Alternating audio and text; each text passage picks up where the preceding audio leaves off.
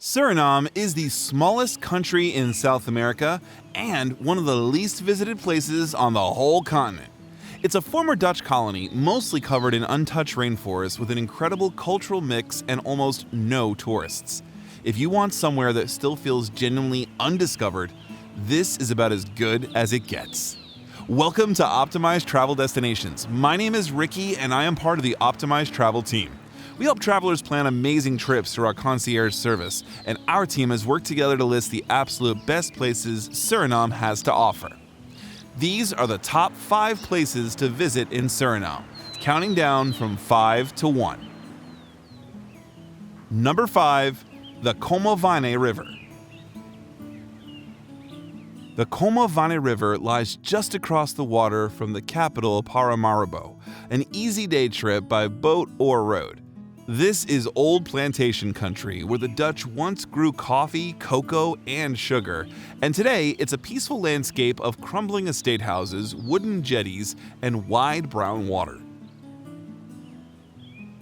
The classic way to see it is by bike and boat, cycling between the old plantations and then drifting back down the river at dusk. It's a gentle, atmospheric glimpse into the country's colonial past. It's good year-round with the drier spells easiest for cycling. I'd give it at least a full day though, ideally timed so you're out on the water at sunset. Number 4, Galibi Nature Reserve. The Galibi Nature Reserve sits on the northeast coast near the mouth of the Commewijne River on the border with French Guiana, reached by a scenic boat trip from the town of Albina. This is one of the most important nesting sites in the world for giant leatherback sea turtles. And you can watch these enormous ancient creatures haul themselves up on the sand at night to lay their eggs. It's also home to Carib indigenous villages, and the journey here through the coastal waterways is an adventure in itself. The turtle season runs from around February to August, with a peak in April and May. I'd stay for 2 nights, so you can spend a proper evening on the beach with the nesting turtles.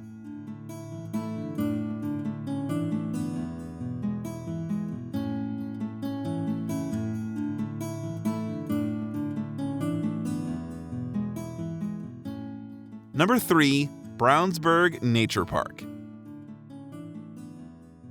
Brownsberg Nature Park sits on a forested plateau in the country's interior, about 2 to 3 hours south of Paramaribo. It's the most accessible patch of rainforest in Suriname, perched above the vast Brownsberg Reservoir, and it gives you a real taste of the jungle without a major expedition. The park is laced with walking trails that lead to waterfalls and viewpoints out over the reservoir and its scattering of islands. The forest here is properly alive, and the bird song at dawn is extraordinary. Simple lodges let you stay overnight up on the plateau. My favorite thing about Brownsberg is waking up in the forest and hiking to a waterfall before the heat builds. It's good year-round, though the trails are easier in the drier months. I'd give it 2 nights to properly slow down and take the jungle in. Number 2, Paramaribo.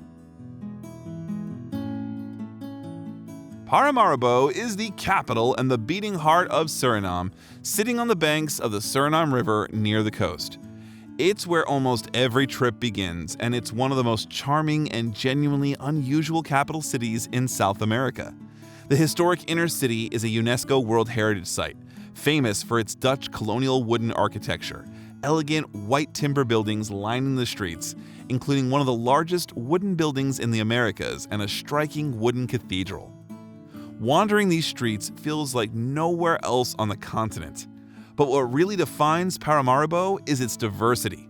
Within a few streets, you'll find a mosque and a synagogue standing side by side peacefully, along with Hindu temples and churches reflecting a population of Creole, Hindustani, Javanese, Maroon, Chinese, Indigenous, and Dutch heritage all living together. That mix shows up best in the food, which might be the most exciting in the region. Javanese warrings, Indian rotis, and Creole cooking all within a short walk of each other. And honestly, it's the atmosphere that gets you. Warm, laid back, and unlike anywhere else. Grab a cold beer along the waterfront at sunset and just watch the wide river slide by. Paramaribo is a year-round destination with the drier months easier for exploring, and I'd stay at least 3 nights, using it as your base for day trips out to the Commewijne River and beyond. Before I reveal number 1, I want to take a moment to tell you about why we made this video. Suriname is one of the trickiest countries in South America to plan, simply because so few people go. Information is thin, the interior is reached only by small plane and boat, and the turtle and rainforest seasons all fall at different times. A bit of local know-how completely changes the trip. And that is exactly what Optimized Travel was built for. Head to optimizedtravel.com to find out more or click the link in the description. And now, number 1. Number 1. Central Suriname Nature Preserve. The Central Suriname Nature Preserve covers a staggering 1.6 million hectares of untouched rainforest in the heart of the country, a UNESCO World Heritage Site reached only by small plane and boat. This is pristine, roadless rainforest on an enormous scale, and it's one of the last truly wild places left in South America. The centerpiece is Raleigh-Fallen with the great granite dome of the Brownsberg, which you can climb for a jaw-dropping view out over an unbroken carpet of forest stretching to the horizon. The wildlife is exceptional. This is home to jaguars, tapirs, giant river otters, 8 species of monkey, and the brilliant orange cock of the rock. Getting here takes real effort, and it isn't cheap, but that's exactly why it's so special.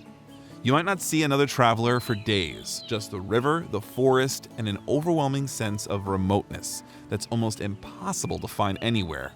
It's best in the drier months, roughly August to November and February to April. And I'd give it at least 3 or 4 nights, since this is a genuine expedition rather than a quick stop. So, those are the 5 best places to visit in Suriname. From the old plantations of the Commewijne River and the nesting turtles of the Galibi, through the vast rainforest of the interior, all the way to the wooden streets of Paramaribo. If you're ready to plan your trip, head to optimizedtravel.com. And let me know in the comments, which of these 5 would you visit first? Straight to Paramaribo or deep into the rainforest? Drop it below. And don't forget to subscribe because we cover the world's best destinations every week.